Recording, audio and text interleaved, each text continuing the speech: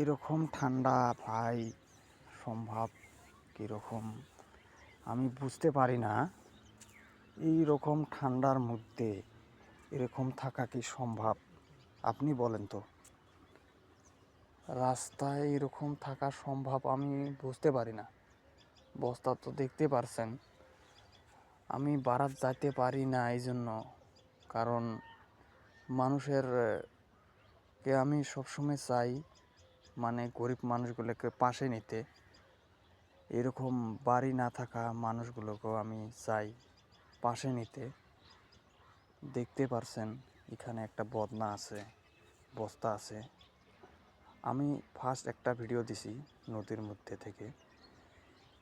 আজকে বাড়ি দেখতেছে, এখানে বসে আছে। এখন কোন বা জায়গায় যাব, আমি জিজ্ঞাসা করতে চাই ওনাকে, তো রাগ পায় নাকি। দেখতে পারছেন সবসময় এরকম করেই বেড়ায়। তো আমি কিছু বলছি না, ওনার সামনে আসছিলাম, উনি গেল চলে, দেখতে পারলেন।